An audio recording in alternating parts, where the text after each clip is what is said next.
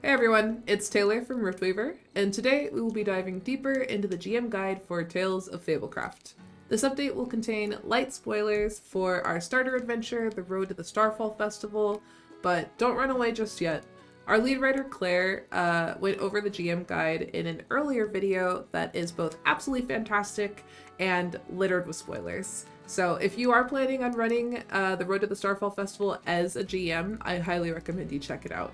But for the purposes of this video, I chose session 3 because while we will be looking at the GM guide for that session, we won't be covering any details that give away too much of the main story for that adventure.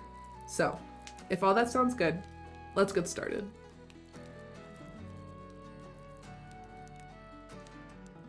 Whether you're brand new or veteran GM, our ready-to-play adventures provide intuitive tools, helpful direction, and is designed to serve up exactly what you need when you need it, helping you to steer your party through the adventure. To start, select the adventure that you would like to run, and let's jump in.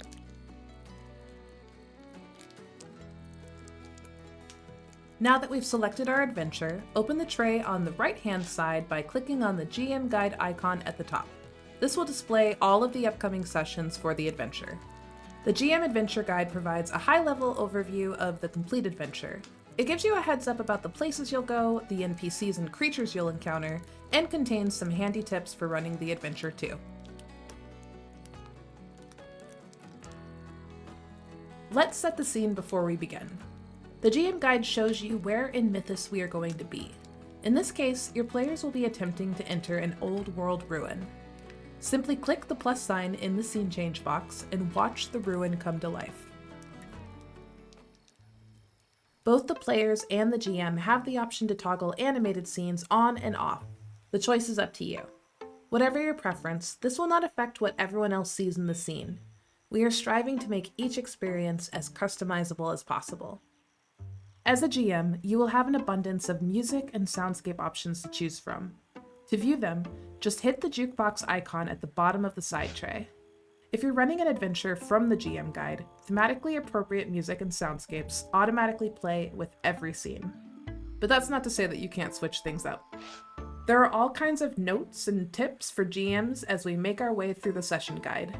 Handy read-aloud sections provide scripted moments to read to players. These read-aloud moments can help to anchor you back into the story or give you a well-earned break from improvising. Follow the text or go off script as much as you like. The guide is here to assist you in whatever way works best for you and your party. We're currently standing at the edge of the fallows, concealed by the long grasses. There's sort of large pieces of masonry between you and the ruin entrance. And you can see two shadow bandits and a leashed timber wolf standing at the entrance of the ruin.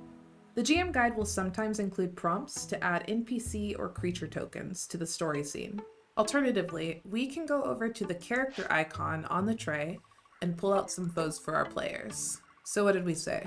2 shadow bandits and 1 very good boy.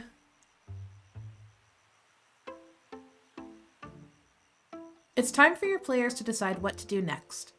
While they discuss amongst themselves, this is a good time for you to remind yourself what options are available to the players at this point in the guide. Again, how closely you follow the guide is entirely up to you.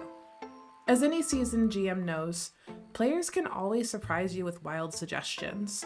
The GM Guide makes it easy to serve up skill roll requests and adapt them to your players' whims. Whatever your players decide to do, odds are that it might not go exactly as planned. In the event that they don't manage to charm the guards and their canine companion, it's time to pull out the battle map. The battle maps are pre-populated with the right villains from the story, and it's easy to remove tokens or add more depending on your player's choices.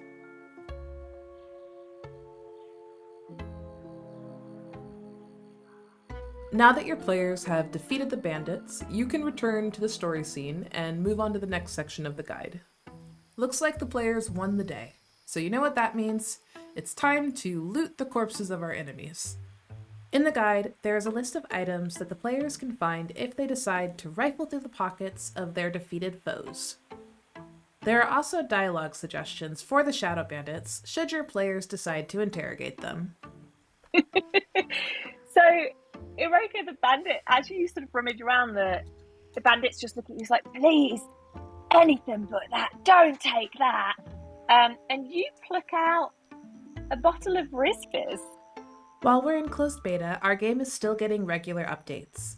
Easily accessible and story-specific inventory is gradually being added to the GM guide, so GMs can simply drag and drop items from the guide into a player's inventory.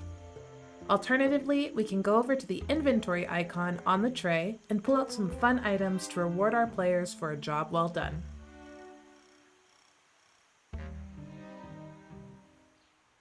And that's it!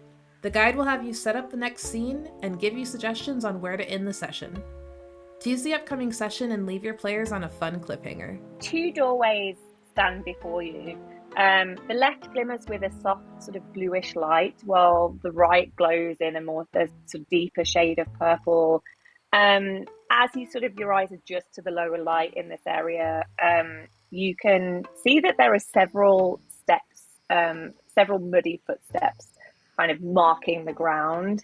But for now, as you stand here, at least for the time being, the ruin seems eerily quiet. And that is where we will end today's session. And that's going to do it for this update. Don't forget to wishlist Tales of Fablecraft on Steam and to join our party on Discord. Thank you for watching.